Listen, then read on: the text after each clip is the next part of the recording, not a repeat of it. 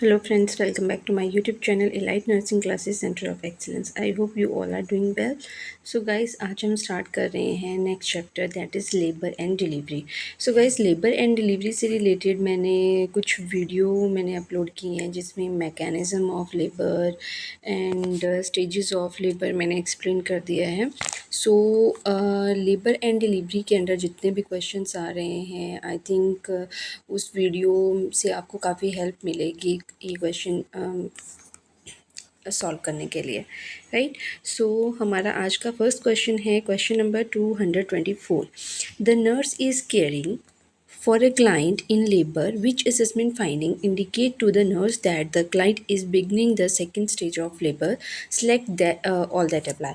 So question है कि as a nurse आप केयर कर रहे हो क्लाइंट की लेबर रूम में, और आप क्या ऐसी असेसमेंट फाइंडिंग देखते हो जिससे आपको पता चल रहा है कि पेशेंट की second stage of labour start हो चुकी है, right. Select all that apply. अब सेकंड स्टेज ऑफ लेबर हमसे यहाँ पे पूछा गया है. सो फर्स्ट है द कॉन्ट्रैक्शन आर रेगुलर. सो हमें ये बोला गया है कि कॉन्ट्रैक्शन इसमें रेगुलर होंगे. So firstly second stage of labour कब स्टार्ट होती है? Second stage of labour start होती है full dilatation of cervix to the कहाँ तक होगी? न्यूनेटल के बर्थ तक होगी, राइट. एक्सपल्शन ऑफ फिटस तक होगी, राइट. सो यहाँ से फुल जब डायलेट होगा, जब 10 सेंटीमीटर डायलेट होगा सर्विक्स, तब स्टार्ट होगी टू द बर्थ तक, right. Birth of the foetus, right. तो इस टाइम के बीच में क्या साइन एंड सिम्टम्स आएंगे, या आपको कैसे पता चलेगा कि second stage of labour start हो गया है? फर्स्टली ये बोल रहे हैं कि कॉन्ट्रैक्शन रेगुलर होंगी. जो रेगुलर कॉन्ट्रैक्शन है वो कब होंगी? वो फर्स्ट स्टेज ऑफ लेबर में होंगी, before full dilatation of cervix होंगी, right. Second is the membrane have ruptured. So membrane भी रप्चर कब होगी? मेम्ब्रेन रप्चर होगी before initiation of labour, right. And third one is the cervix is dilated completely. Yes, cervix completely dilated होगा. As I told you कि 10 centimetre तक dilate हो चुका होगा, फुल डायलेटेशन होगी सर्विक्स की टू द बर्थ तक. The client begin to explain clear vaginal fluid. So clear vaginal fluid ये भी नहीं होगा इस टाइम पे सेकेंड स्टेज में. Fifth one is the Ferguson's reflux is initiated for perineal pressure. Yes, Ferguson reflux initiate हो जाएगा पेरिनियल, जब पेरिनियल प्रेशर होगा, राइट. सो फर्ग्यूनियस रिफ्लेक्स क्या होता है? फर्ग्यूनियस रिफ्लेक्स होता है जब बेबी का हेड स्ट्रेच होता है सर्विक्स, जब बेबी का हेड जैसे डिसेंट होता रहेगा, राइट.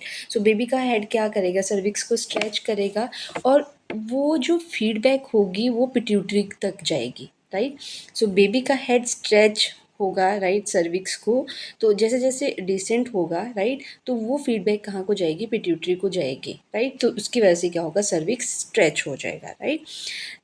एंड क्या होगा इसमें? पिट्यूटरी सिक्रीट करेगी ऑक्सीटोसिन ब्लड में एंड ट्रेवल करेगी to the uterine muscle, right. So oxytocin फिर किस में हेल्प करेगा? वो स्टिमुलेट करेगा यूट्राइन कॉन्ट्रैक्शंस को, और उसकी वजह से बेबी क्या होगा? पुश डाउन होगा, राइट. एंड स्ट्रेचिंग होगी सर्विक्स की फर्दर, राइट. एंड ये साइकिल रिपीट होता रहेगा अगेन एंड अगेन, राइट. सो क्या है फर्ग्यूनियस रिफ्लेक्स? क्या है कि बेबी का हेड स्ट्रेच होगा, स्ट्रेच करेगा सर्विक्स को, एंड वो फीडबैक कहाँ को जाएगा? पिट्यूटरी को, और पिट्यूटरी वहाँ से क्या सिक्रीट करेगी? पिट्यूटरी वहाँ से ऑक्सीटोसिन सिक्रीट करेगी, राइट. ऑक्सीटोसिन सिक्रीट करने के बाद वहाँ से पिट्यूटरी क्या करेगी? सॉरी, सबसे पहले तो हेड स्ट्रेच हो गया, राइट. हेड स्ट्रेच होगा तो उसकी वजह से क्या होगा? वो फीडबैक कहाँ को चली जाएगी? वो चलेगी पिट्यूटरी ग्लैंड को. सो पिट्यूटरी वहाँ से ऑक्सीटोसिन सिक्रीट करेगी, राइट. फिर ऑक्सीटोसिन कहाँ चला गया? ब्लड में जाएगा, और ब्लड के बाद वो क्या करेगा? वो यूट्राइन मसल में ट्रेवल करेगा, राइट. सो पिट्यूटरी ग्लैंड क्या करेगी? पिट्यूटरी ग्लैंड जो है वो ऑक्सीटोसिन सिक्रीट करेगी, राइट. सो ऑक्सीटोसिन कहाँ जाएगा? ब्लड में जाएगा. ब्लड के बाद वो कहाँ चला जाएगा? यूट्राइन मसल में चला जाएगा, और यूट्राइन मसल में जैसे जाएगा तो वहाँ पे यूट्राइन कॉन्ट्रैक्शन स्टार्ट हो जाएंगे, राइट. सो जो यूट्राइन कॉन्ट्रैक्शन होगी वो क्या करेगी? पुश डाउन करेगी बेबी के लिए, राइट, कि बेबी जिससे वजाइना के थ्रू डिलीवर होगा, राइट। सो उसकी वजह से पुश डाउन करेगी एंड स्ट्रेचिंग हो जाएगी सर्विक्स की फर्दर। जो ये साइकिल है ये रिपीट होता रहेगा जब तक डिलीवरी नहीं होगी। तो इस साइकिल को हम क्या बोलते हैं, फर्ग्यूनियस रिफ्लक्स। सो फर्ग्यूनियस रिफ्लक्स कब होगा, to the second stage of labour, right. So हमसे यहाँ पे क्या क्वेश्चन पूछा गया था, हमसे पूछा गया था कि आप ऐसी कौन सी असेसमेंट देखोगे जिससे आपको पता चलेगा कि second stage of labour start हो गई है। एक तो फुली डायलेटेड होगा cervix, right, and Ferguson's reflex initiate हो जाएगा, right. So our option number 3 and option number 5 are the correct option. So ये जो फर्ग्यूशन रिफ्लेक्स है इसको आप अच्छे से पढ़ लेना, राइट, कि क्या होता है, समटाइम ये एग्जाम में पूछा जाता है। So next question is the question number 225. The nurse in the labor room is caring for a client in the active stage of the first phase of labor. The nurse is assessing the fetal pattern and note a late deceleration on the monitor strip. What is the most appropriate nursing action? So question है, nurse labour room में care कर रही है client की जो active stage of labour में है, right. Active stage कौन सी हुई, एक्टिव स्टेज जो है वो फर्स्ट स्टेज का सेकंड फेज है, राइट।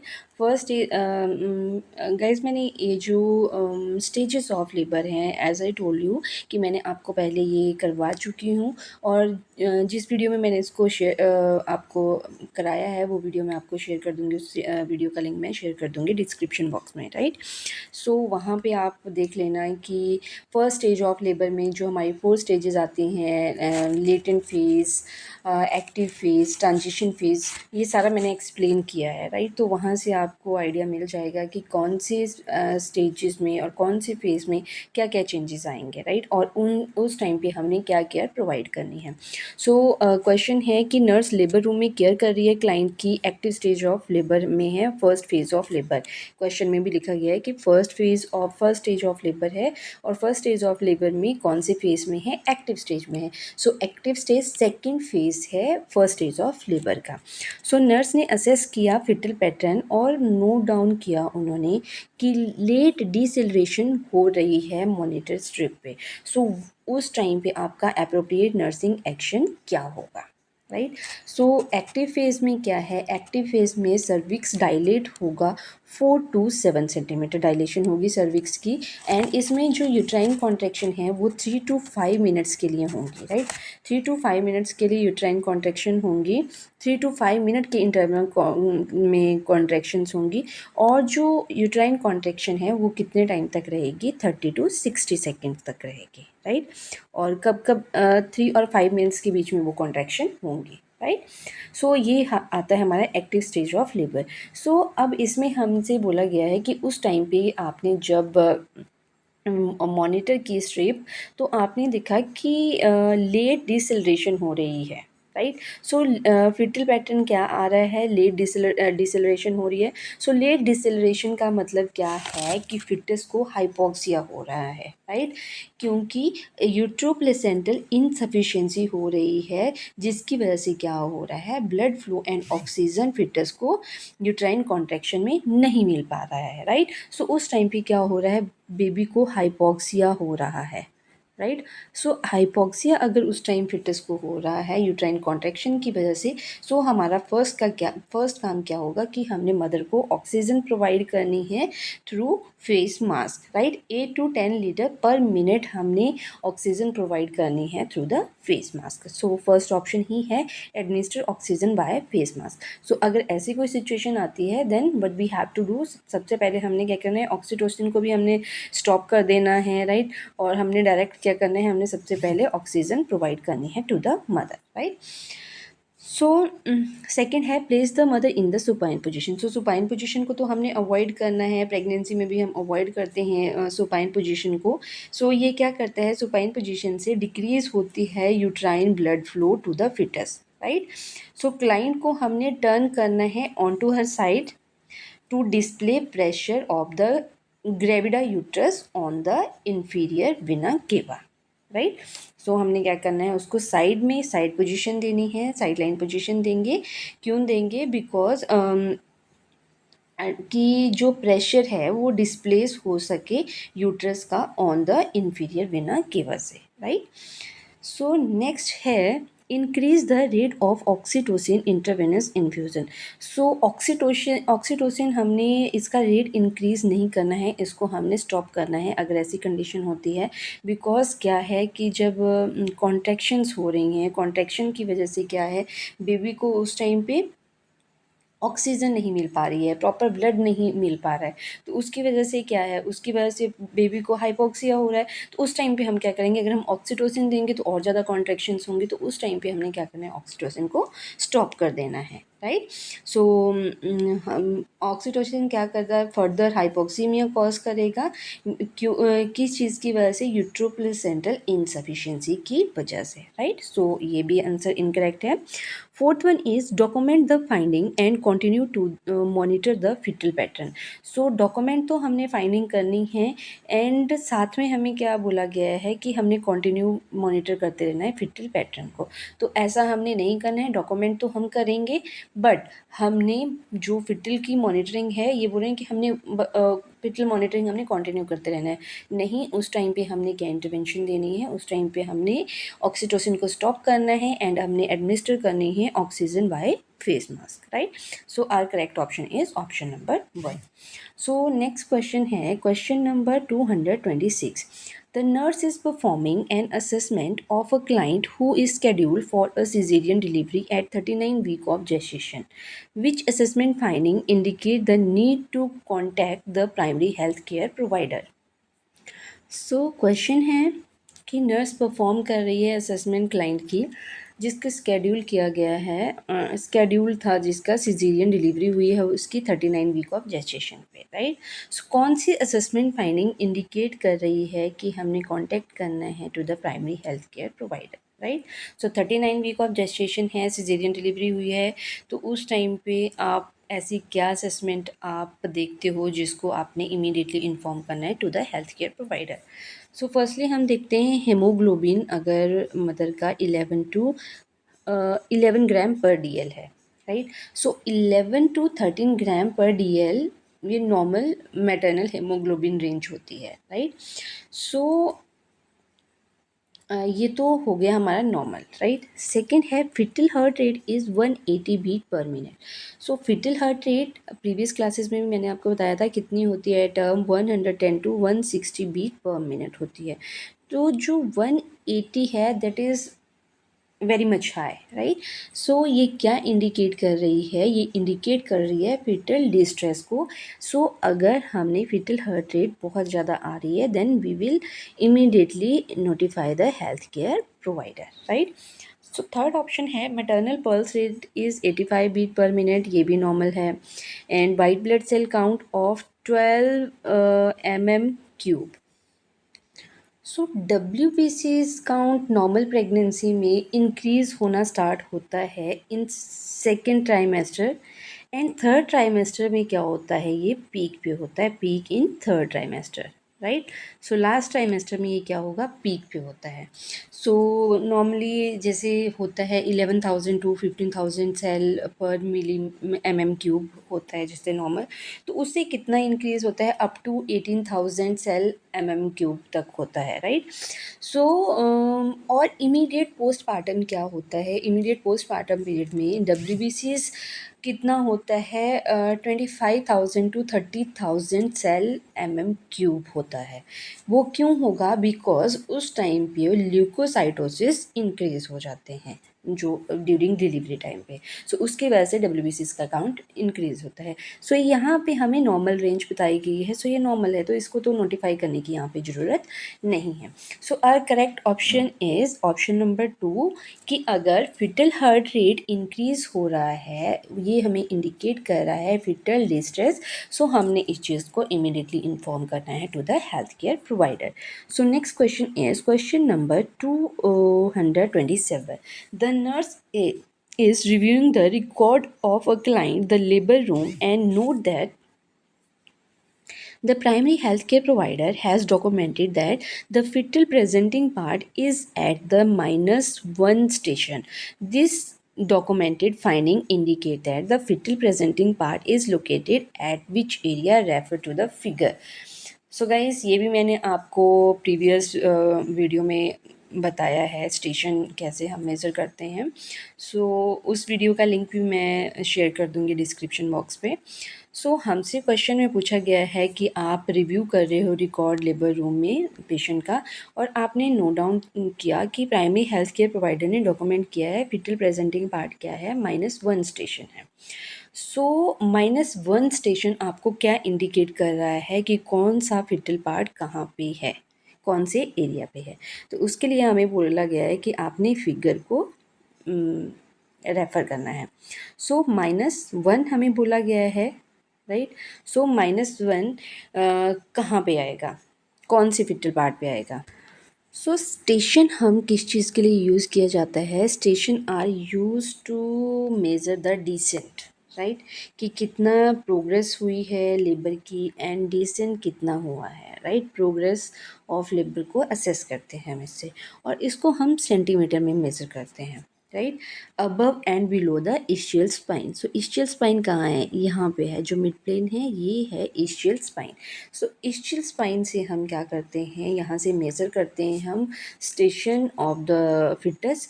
सो जो स्टेशन है एज आई टोल्ड यू उसको सेंटीमीटर में मेज़र किया जाता है, और पॉजिटिव, अगर पॉजिटिव में अगर स्टेशन है so below the ischial spine हम पॉजिटिव में काउंट करते हैं, and above the ischial spine हम नेगेटिव में उसको मेज़र करते हैं, राइट। सो हमें यहाँ पे पूछा गया है -1, राइट, -1 स्टेशन है। सो -1 station means 1 centimetre above the ischial spine. So 1 centimetre कहाँ पे हुआ, जो यहाँ पे 3 हमें बताया गया है, 3 पॉइंट, राइट। सो ये हो गया 1 centimetre above the ischial spine. अगर -2 होता तो हमारा आंसर ये 2 आता, -2 अगर होता तो 2 centimetre above the ischial spine, right. अगर 3 होता तो 1 centimetre above the ischial spine. So ऐसे होगा, राइट। अगर बिलो अगर पूछा गया होता, बिलो अगर हमसे बोला गया होता है कि +1 है, +2 है या +3 जो भी है, तो उसको हम कहाँ से काउंट करते, इसको हम बिलो द इस्चियल स्पाइन हम इसमें मेज़र करते। सो अगर +1 होता तो 1 centimetre below the ischial spine, right, and +2 होता तो 2 centimetre below the ischial spine होता, राइट। सो यहाँ पे हमारा करेक्ट ऑप्शन क्या आएगा, 3 point, right, 1 centimetre above the ischial spine. So 3 कहाँ पे हमारा, ऑप्शन नंबर 3 में। So option number 3 is the correct answer, right. So station I think आपको समझ आ गए होंगे स्टेशन कैसे हम मेज़र करते हैं। स्टेशन में हम प्रोग्रेस चेक करते हैं, प्रोग्रेस ऑफ द लेबर, इसमें हम डिसेंट देखते हैं, जैसे डिसेंट होगा तो उसी से हम प्रोग्रेस चेक करेंगे कि कितना डिसेंट हुआ है प्रेजेंटिंग पार्ट फिटस का, राइट। तो इसको हम मेज़र करते हैं कौन से मिड प्लेन से, टू द इस्चियल स्पाइन से, राइट। अगर इस्चियल स्पाइन से अबव है प्रेजेंटिंग पार्ट तो उनको हम नेगेटिव में काउंट करेंगे, अगर बिलो द इस्चियल स्पाइन है देन उसको हम पॉजिटिव में काउंट करेंगे, right. So next question is question number 228। A client arrive at a berthing centre in active labour after examination it is determined that her membrane are still intact and she is at a second station. The primary healthcare provider prepare to perform an amniotomy. What will the nurse relay to the client as the most likely outcome of the amniotomy? Select all that apply. So question है, client arrive at the birthing center, right? Active stage of labour है। After examination आपने क्या देखा कि जो membrane है वो intact है, राइट, मेम्ब्रेन अभी रप्चर नहीं हुई है, एंड स्टेशन कहाँ पे है, -2 स्टेशन है, means 2 centimetre above the ischial spine, right. So primary health care provider ने प्रिपेयर किया टू परफॉर्म एमनियोटमी, कि अब हमें एमनियोटमी करनी पड़ेगी बिकॉज मेम्ब्रेन तो इंटेक्ट है। तो हमें क्या करना है यहाँ पे, artificial rupture of membrane, right. So हमने आर्टिफिशियल रप्चर ऑफ मेम्ब्रेन करनी है। So what will the nurse relay to the client as most likely outcome of amniotomy. So आप क्या एक्सपेक्ट करते हो कि जो एमनियोटमी है उससे मोस्ट कॉमनली क्या आउटकम होती है, right. Select all that apply, कि जब एमनियोटमी की जाएगी तो उसके बाद क्या चीज़ें होंगे, राइट। सो चलते हैं ऑप्शन की तरफ। सो पहले मैं एमनियोटमी का बता दूं आपको। सो एमनियोटमी में क्या है, आर्टिफिशियल रप्चर ऑफ मेम्ब्रेन की जाती है, राइट। सो लेबर को इंड्यूस करने के लिए जब जो सर्विक्स है वो मतलब उसकी जो कंडीशन है वो फेवरेबल है, राइट। मीन्स वो ऑगमेंटेड लेबर है, राइट। प्रोग्रेस मीन्स उसमें स्लो हो रही है, तो उस टाइम पे हम क्या करेंगे, आर्टिफिशियल रप्चर ऑफ मेम्ब्रेन करेंगे, right. So rupture of membrane क्या अलाउ करती है, अलाउ करेगी foetal head to contract the cervix more directly, right. And इसकी वजह से क्या होगा, जो एफिशिएंसी है कॉन्ट्रैक्शन की वो इंक्रीज होगी, राइट। सो देखते हैं हम ऑप्शन में, first one is the less pressure on the cervix. So firstly हमें बोला गया है less pressure on the cervix, so less pressure तो नहीं होगा बिकॉज अब कॉन्ट्रैक्शन इंक्रीज हो रही हैं। सो जब रप्चर होगी मेम्ब्रेन वो अलाउ कर रही है फीटल हेड को to contact the cervix more directly, right. और कॉन्ट्रैक्शन अगर ज़्यादा हो रही है तो प्रेशर सर्विक्स पे कम नहीं होगा, right. Second one is decrease number of contraction, decrease तो नहीं होगा, इंक्रीज होगा, right. Increase efficiency of contraction, yes efficiency of contraction will be increase and the need for increase maternal blood pressure monitoring. So इस procedure के लिए हमें बोला गया है कि हमने इंक्रीज़ करना है maternal blood pressure monitoring, blood pressure को हमने मॉनिटर करना है, बट उसकी रिक्वायरमेंट हमारी यहाँ पे बढ़ेगी नहीं, राइट। सो ये ऑप्शन भी इनकरेक्ट है। Fifth one is the need for frequent foetal heart rate monitoring to detect the presence of a prolapse cord, yes हम ये चीज़ असेस करेंगे, हम इस चीज़ को हम असेस करते रहेंगे कि फ्रिक्वेंटली हम असेस करेंगे फिटल हार्ट रेट को, हम फिटल मॉनिटरिंग हम फ्रिक्वेंटली करेंगे और डिटेक्ट करेंगे हम कि कॉर्ड प्रोलैप्स तो नहीं है, राइट। क्योंकि कॉन्ट्रैक्शन बहुत ज़्यादा हो जाएंगी आफ्टर एमनियोटमी, तो उसकी वजह से फिटस को कोई प्रॉब्लम तो नहीं हो रही है, वो हमने असेस करते रहना है। So our correct option is option number 3 and option number 5. So next question is question number 229. The nurse is monitor a client in labor. The nurse suspect umbilical cord compression if which is not on the external monitor tracking during a contraction. सो अब question में पूछा गया है कि nurse monitor कर रही है client को, लेबर में है क्लाइंट, उसको मॉनिटर किया जा रहा है। नर्स ने वहाँ पे सस्पेक्ट किया कि अम्बिलिकल कॉर्ड क्या हो गई है, कंप्रेस हो रही है। अगर आप कौन सी सिम्टम वहाँ पे असेस करोगे, राइट, ड्यूरिंग मॉनिटर करेंगे कहाँ पे, एक्सटर्नल मॉनिटर ट्रैकिंग पे, राइट। आप ऐसी क्या चीज़ देखोगे जिससे आपको पता ऐसे लगेगा कि अम्बिलिकल कॉर्ड जो है वो कंप्रेस हो चुकी है। सो फर्स्ट ऑप्शन है वेरिएबिलिटी, कि आपने मॉनिटर पे क्या असेस किया कि वेरिएबिलिटी हो रही है। सो वेरिएबिलिटी क्या है, variability is a fluctuation in the baseline foetal heart rate. So fluctuate ही हो रही है इसमें, तो ये हमें कॉर्ड कंप्रेशन के लिए नहीं बताता है। Next is the acceleration. So acceleration क्या है, ये रीएश्योरेंस साइन है फिटल मूवमेंट का, राइट। सो ये भी नहीं होगा फिट कॉर्ड कंप्रेशन में। Early deceleration, so early deceleration कब होगी, जब जो प्रेशर होगा to the foetal head during contraction, वो होगी अर्ली डिसलरेशन। सो लास्ट हमारा क्या बचता है अब, variable deceleration. So variable deceleration कब होगी, अगर अम्बिलिकल कॉर्ड कंप्रेस हो गई है, राइट, जिसकी वजह से क्या होगा, blood flow between the placenta and foetus क्या होगा, रिड्यूस हो जाएगा, राइट। तो उसकी वजह से क्या होगा, वेरिएबल डिसलरेशन होगी, right. So our correct option is option number 4. So cord compression का आपको कैसे पता चलेगा, जब वेरिएबल डिसलरेशन आप मॉनिटर पे देखोगे, राइट। सो गाइज आज की क्लास में इतना ही, रिमेनिंग क्वेश्चंस हम करेंगे नेक्स्ट वीडियो में। सो अगर आपको जितने हमने आज क्वेश्चन किए उनमें आपको कोई डाउट है then you can ask me. So guys मिलते हैं नेक्स्ट वीडियो में, तब तक के लिए बाय बाय।